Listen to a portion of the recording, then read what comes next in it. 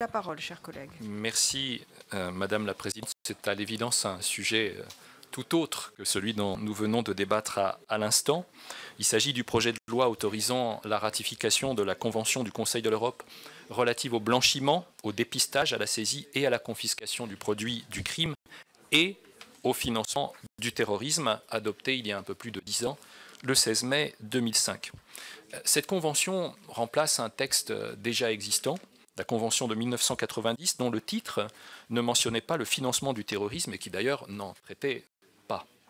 C'est principalement pour cette raison que ce texte devait être complété, mais finalement, compte tenu de l'importance des évolutions qui sont intervenues depuis 1990 dans ces domaines, il a été jugé préférable de remplacer la Convention elle-même, la Convention de 1990, par une nouvelle Convention, plutôt que de la compléter par un avenant ou un protocole additionnel.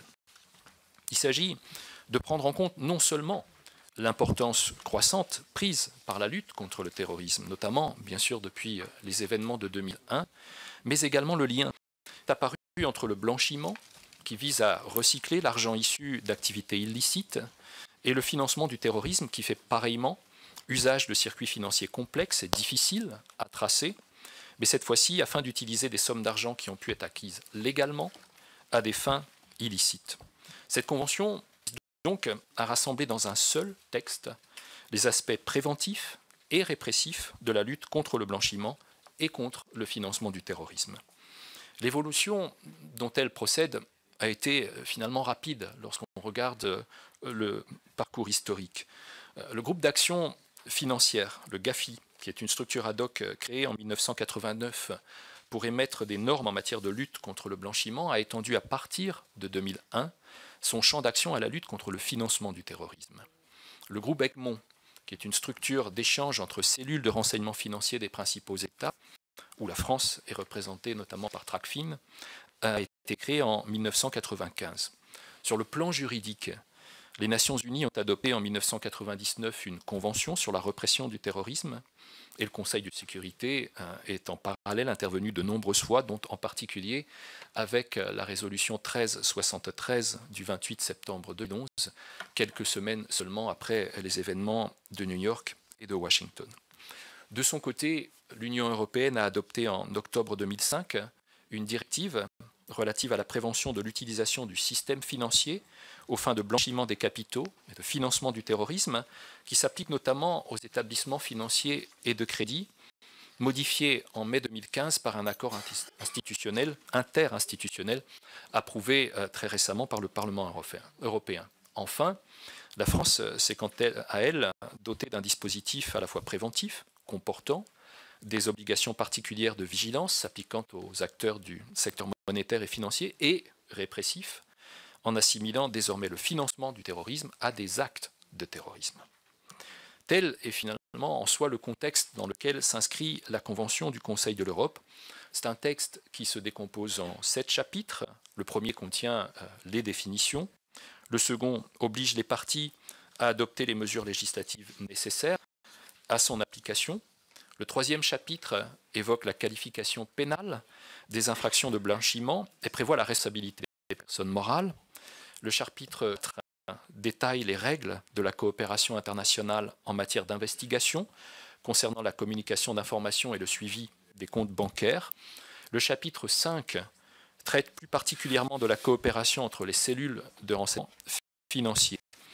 Je note à l'article 47 le fait qu'il est prévu de suspendre, possibilité de suspendre en urgence une transaction en cours à la demande d'une cellule de renseignement financier étrangère, ce qui impliquera de la part de la France une modification du code monétaire et financier qui prévoit bien la possibilité pour Tracfin de s'opposer à une opération ayant fait l'objet d'une déclaration de soupçon prévue à l'article L 561-15, mais ne prévoit pas à ce stade encore de procédure d'urgence. C'est l'élément probablement unique de cette convention sur lequel nous aurons en législateur à intervenir de manière ultérieure, puisque pour le reste, l'ensemble des dispositions de la convention, d'une manière ou d'une autre, se trouve déjà en droit positif.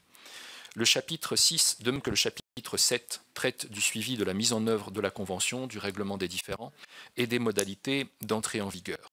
et n'appelle pas en soi de commentaires particuliers.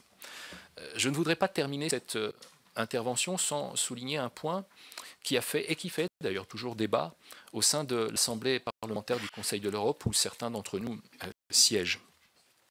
L'Assemblée parlementaire avait souhaité, au début de l'année 2005, au moment où la Convention s'apprêtait à être signée, que le texte final de la Convention fasse de manière explicite mention de certains aspects touchant aux droits de l'homme, en particulier le principe de proportionnalité et le principe de respect des droits des tiers, ou la question des garanties procédurales adéquates compatibles avec la Convention européenne des droits de l'homme.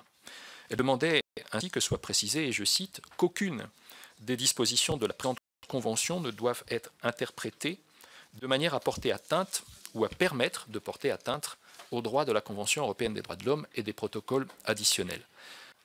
L'Assemblée parlementaire n'avait pas été entendue en 2005 et le texte final de la Convention ne reprend donc pas ces suggestions.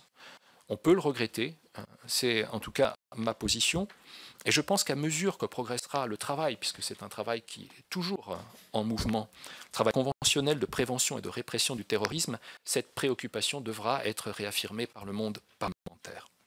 Voilà, au terme de cette présentation, je vous invite à approuver ce projet de loi autorisant la ratification de cette convention qui aura pour effet de consolider la coopération internationale en matière de lutte contre le blanchiment et de financement du terrorisme, sans requérir, au-delà de la procédure d'urgence dont je parlais il y a quelques instants, une activité législative supplémentaire pour la France, puisque pour l'essentiel, les dispositions de la Convention sont déjà en application dans notre pays. Merci. Très bien. Merci beaucoup, chers collègues.